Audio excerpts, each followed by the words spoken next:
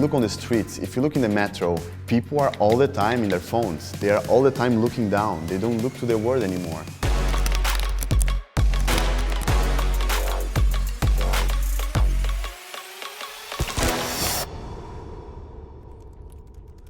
I have attention deficit. Normally I watch a movie with doing something else on my phone. I don't know, I'm looking for a shirt. My attention is always divided, and I think focusing became a huge challenge with this increase of opportunities that you can be doing online. My life kind of looked like getting up like super early at basically at 6:30 in the morning, driving in a packed train to the office, and then staying super long office hours. That kind of resulted in a life where I had the feeling that I'm not the master of my own schedule.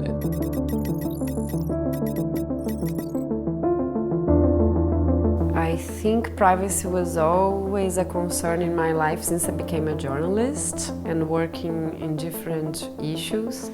First point is to understand what kind of risk assessment you have.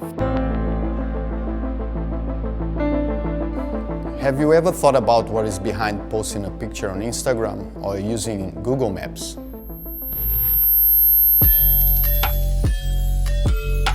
Nothing is for free. The companies are capitalizing in the data that we share in the internet. We are talking about the autonomy of our minds. We are talking about the right to be able to think free without having someone manipulating us all the time.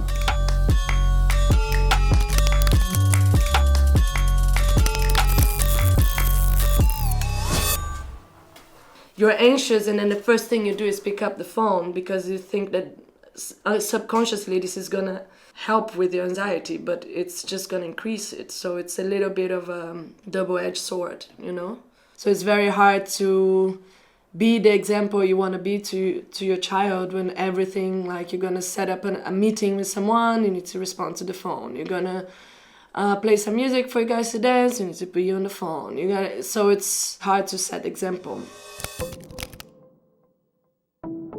In the course of my career, basically my body was clearly sending me many different signals that the things that I'm doing are not really healthy at the end. In general, I felt like really exhausted. And then I also started to develop some more physical symptoms, like my whole neck and my shoulder, they were like getting like very tense. I developed some food allergies, and in general this very strong, let's say, lack of motivation and sense of doing something purposeful. How far do we need to go to realize that this connection is harming us? How much we are willing to sacrifice our body to live in the metaverse?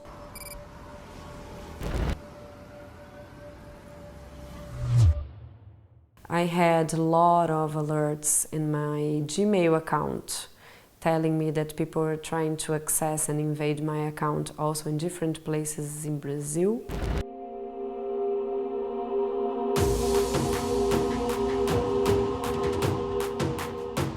So in those situations I felt, I think, a mix of feelings, but I felt for sure fear, I felt the sensation of persecution because you don't know from where it comes, so it's a bit general. The main question here is, are we trading our privacy for comfort? So we developed these smart pouches in these sleeves to protect people from the side effects of technology. So you put a phone inside of the sleeve and no signal can go in or out. It will block everything. And with that, you protect your privacy, you protect your mind from the constant distraction. We want to show people and help transform this a little bit to a more conscious use of technology. I decided to take the talker challenge, do a digital detox with myself, putting my phone in the talker 1 hour before I went to bed and not taking it out until 1 hour after I woke up. That was really helpful to give me a much more calm morning and start of the day. I put the phone in the talk as soon as I have to really focus on something.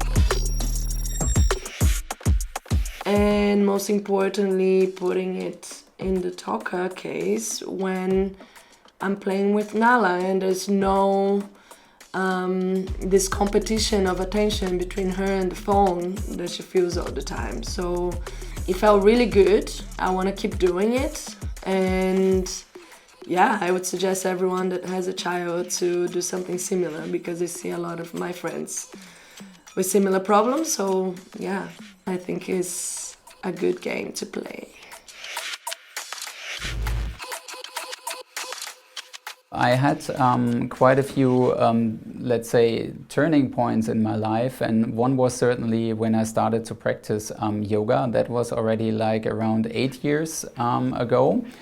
And at a later point, I kind of started or decided that I want to dive deeper into this practice.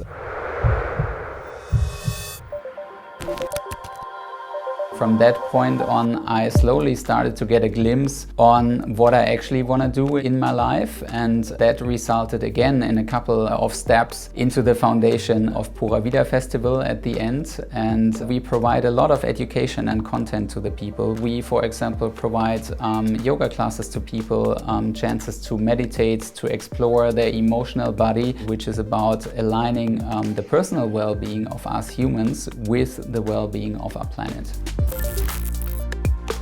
And I'm actually very happy about all the transitions that basically happened to me, moving into, let's say, a more healthy diet, really understanding what are the needs of my body, really understanding what are also the needs to be in community and how I want to relate to other people.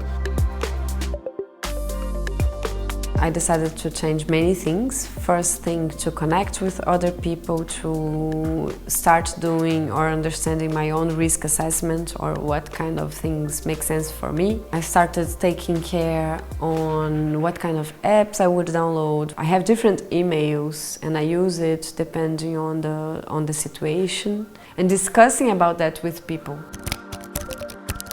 Different contexts or life contexts regarding gender, class, ethnicity, citizenship, sexual orientation and so on, they really call for different kinds of privacy protections.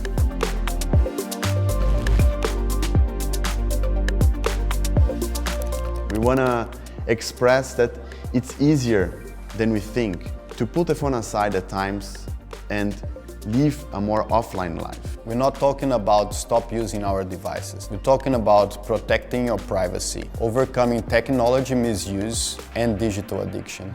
The idea here is that you control your phone and not the other way around.